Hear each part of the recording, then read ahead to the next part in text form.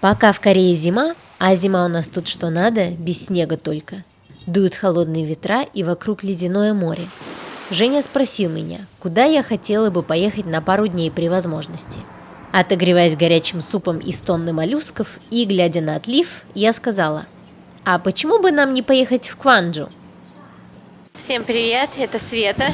У нас юг Кореи такой несколько необследованный. Мы решили приехать на юг Кореи, в город Кванджу. Кванджу далеко не первое место, всплывающее в голове, когда речь заходит о Корее. Достаточно большой, административно обособленный, не особо привлекательный для иностранных туристов. Поэтому, как сказал мой начальник, на кой черт тебя понесло в Кванджу? Понесло меня по другой причине, о ней немножечко позже. Мы вообще не любители по зданиям, где-то по музеям походить, но сегодня прям холодно. Город встретил нас не особо приветливо, хотя к морозам и я, и Джун были готовы. Мы тут будем 2 дня, но так как сейчас зима еще, 1 марта, 0 градусов, мы первую половину дня просидели в музее науки. И я поначалу скептически отнеслась к идее идти в музей, тем более науки. Но прямо сходу там пошел интерактив, так что было интересно и весело не только Джуну.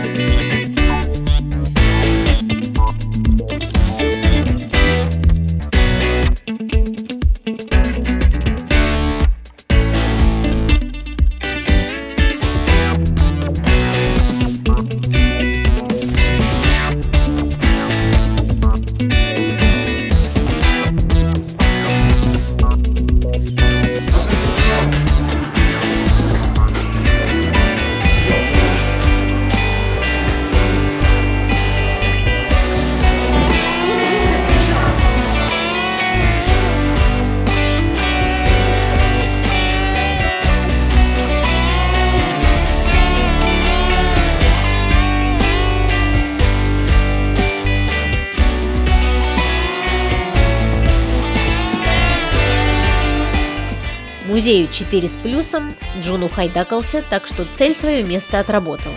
Едем дальше. Я очень прям настаивала на том, чтобы мы пошли погуляли. И вот мы сейчас приехали на улицу искусства, Пингвинью улицу. В общем, тут такое местный колорит. Немножко посмотрим.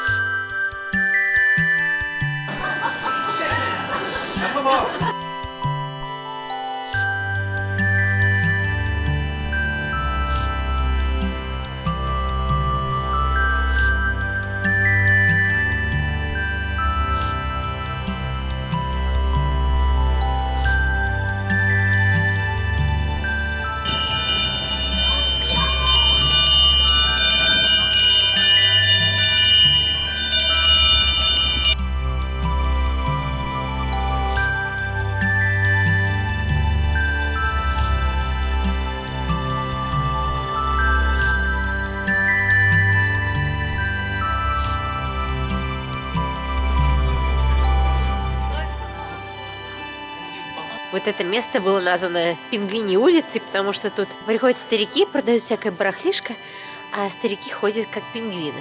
Пингвины эти по итогу оказались стилизованной барахолкой, и, думаю, в погодку потеплее там больше чего происходит. Но мне было вполне достаточно и того, что я увидела.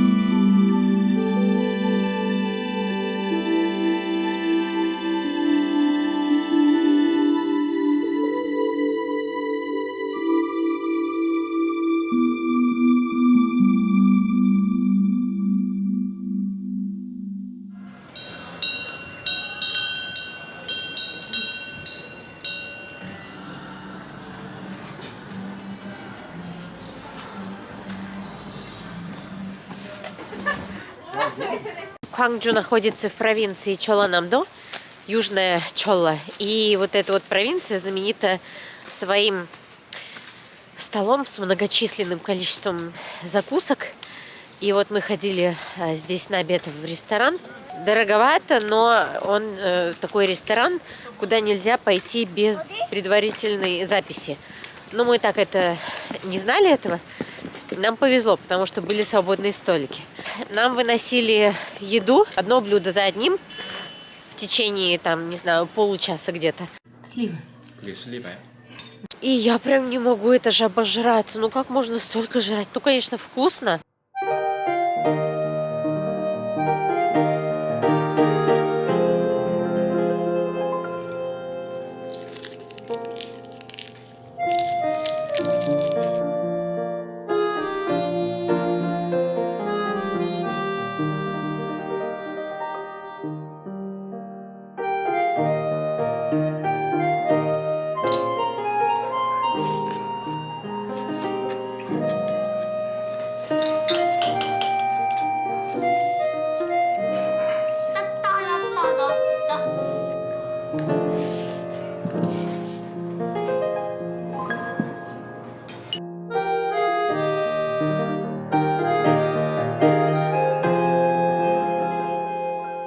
Но вот много такой еды, ну такой специфической.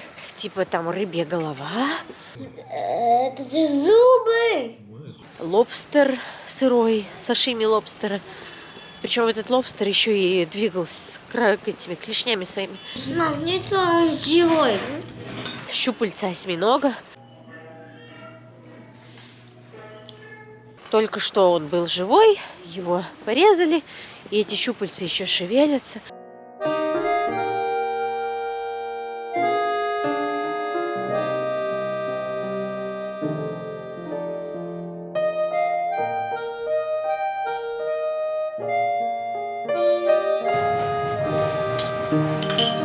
Это водоросли. Ну, короче, так это специфически несколько.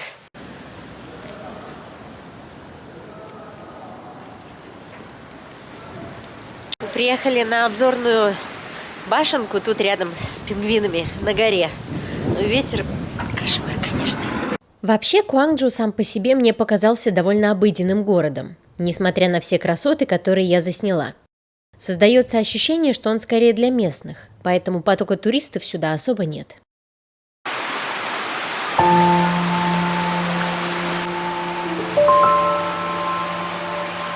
Идеально, там кот и курица. Вон. Так это петух.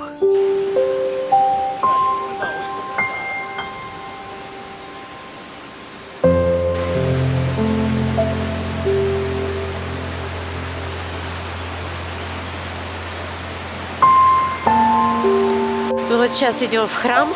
Такая атмосфера, очень мирно, так на душе становится спокойно.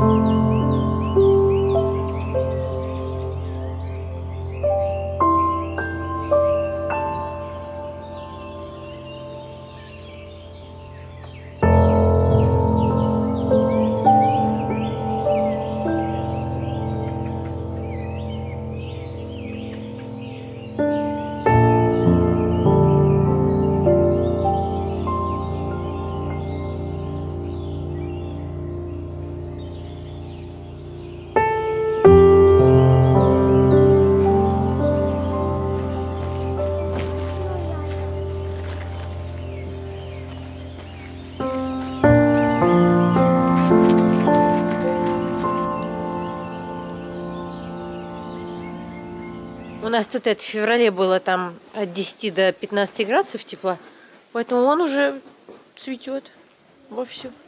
Но еще Кванджу на юге Кореи, поэтому тут все быстрее зацветает.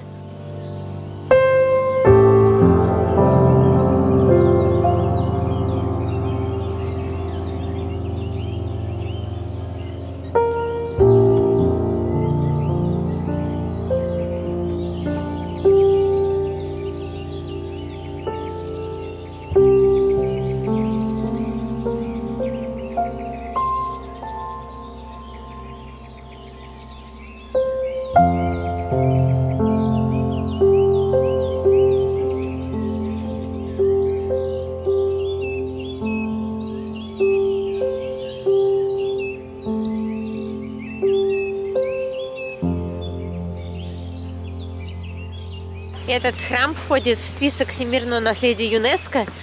Он вообще был построен там в махровый 500 какой-то год. Несколько раз он был уничтожен, в том числе и во время Корейской революции. И несколько раз, соответственно, он перестраивался. И вот после революции вот то, что сейчас можно видеть, это его последняя версия.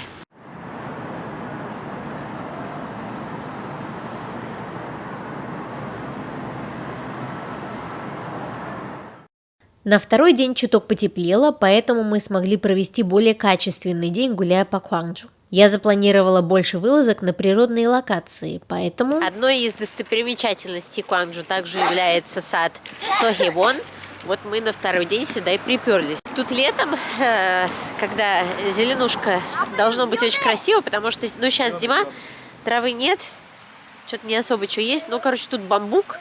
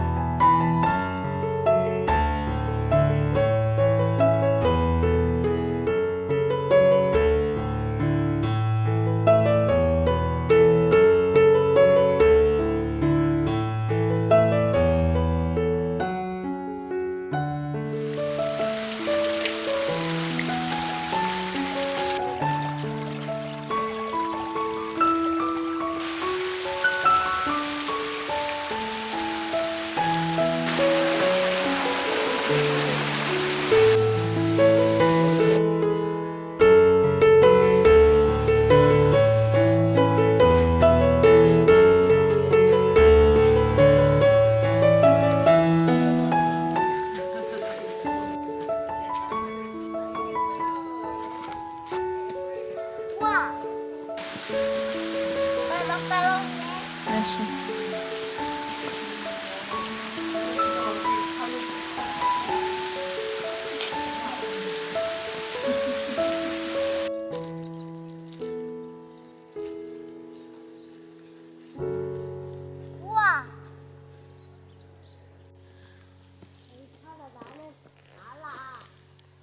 Пойдем.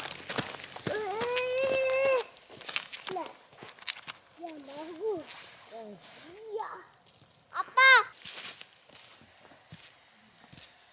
По мере того, как я ходила по достопримечательностям, я пыталась больше почувствовать Кванджу, связать его с историческим прошлым.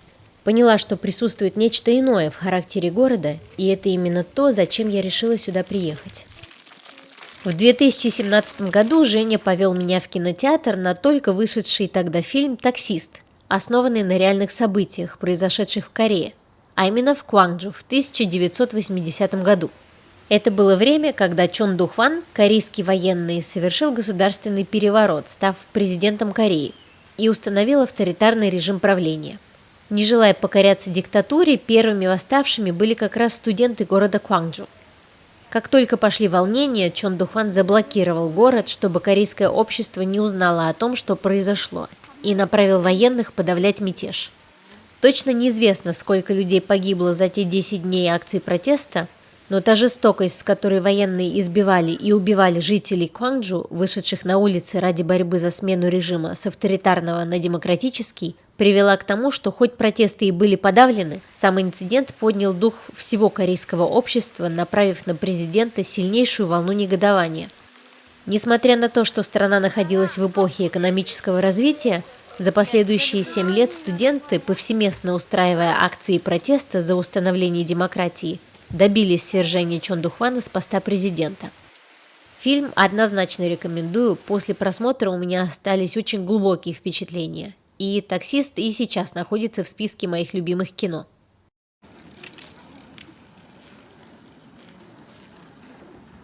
Рядом с парком, в котором мы были, еще есть озеро Кванджу по названию города. Тут, конечно, красиво, когда все деревья зеленые.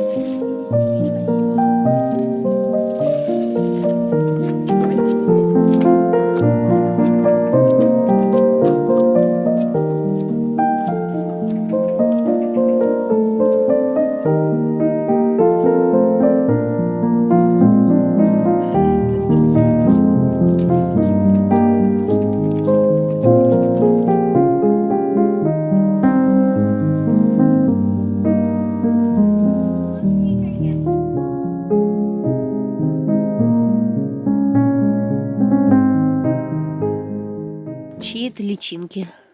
В Сеуле сакура начинает цвести в середине апреля, а вот в Кванджу на юге уже сейчас, в начале марта.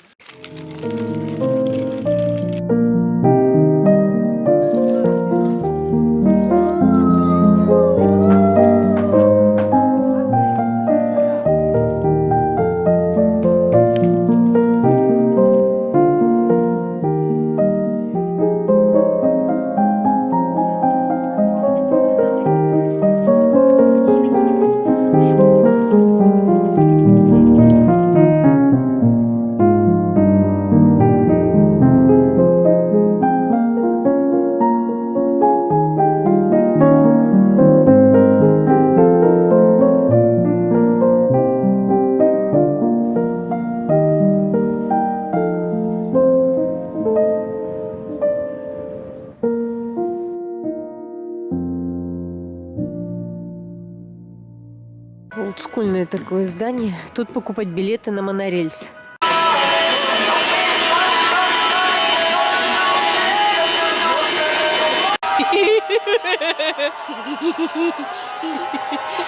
Не бойся, мой хорошенький.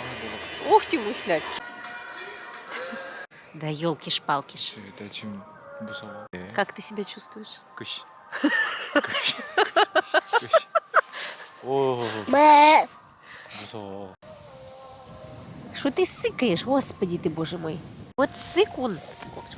Чем слон ми выше. Выше, чем слон? И чем деревья, мама. Да. 내려갈 땐 좀 무섭겠다. Чуть-чуть страшно. Да ничего не сыпь, господи. Два сыкуна. Господи.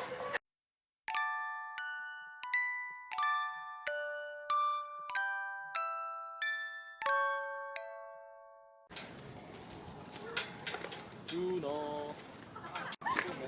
이따가 우리 레스토랑 가고.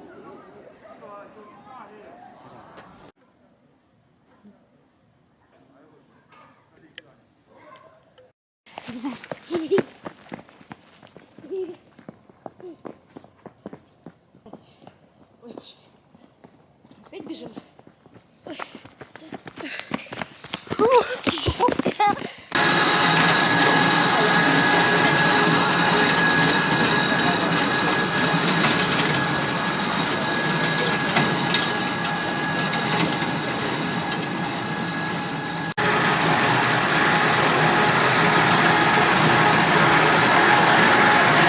Тут я, когда делала маршрут, прочитала, что вот этот монорельс с канатной дорогой выглядит опасно, старо, ну, как видите, собственно, они не первой свежести.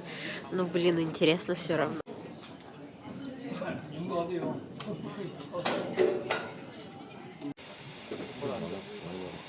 На этот монорельсик могут садиться до 16 человек, то есть набирают группу 16 человек. Тут, соответственно, 3 этажа. Группа, которая собирается садиться вот прям сейчас наверху. Вторая группа, которая ждет на втором этаже, и остальные группы в самом низу. Вот, всего 3 вагончика. В каждый вагончик садится максимум 6 человек, если такие относительно небольшого размера люди, скажем так. Вот. Плюс водитель самое первое место занимает, то есть первый вагон водитель плюс 4 человека, и в остальные 2 вагона еще по 6 человек. Но также еще они набирают по группам, то есть, например, если вот мы пришли втроем, то мы займем 4 места, соответственно. 양어.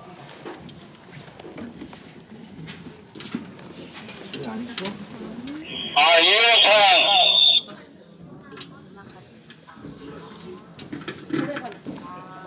아, 2호선은 전압이 얼마나 돼요? 많이 떨어졌네요. Я вместе с водителем села. 출발합니다. 충격이에요. 이게 준비가 안 됐어요. 예.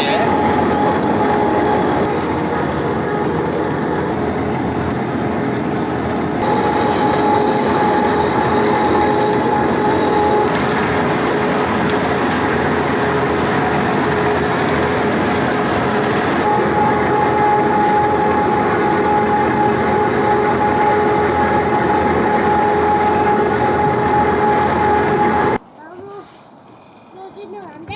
왜? 우리가 한 거 아니잖아. 아니 옛날에 우리가 한 거잖아. 우리가 옛날에 옛날에 했다고? 시원한 На вершине горы тут туалет, пожалуйста. 여임. 맞았어. Птичка. 나 лягушка какая. Этот монорельс едет на соседнюю гору, и тут вот с остановки нужно еще подниматься по лестнице, и там уже на смотровую площадку. пойдем. Подожди, вон еще люди. Папа.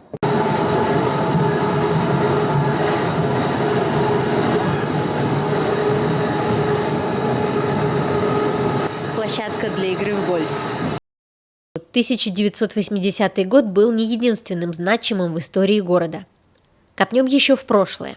С 1910 по 1945 года Корея находилась под властью Японии. Протесты были не редкостью, но не могли носить масштабный характер. В 1929 году именно в Кванджу и именно с новообразованной элитой общества, то есть студентами, была организована демонстрация против Японии, приведшая в дальнейшем к нарастанию негодования среди населения и усилению антияпонских настроений. Как показывает история, незамедлительного эффекта восстание не произвело, но это было сильное начало антияпонского движения в обществе.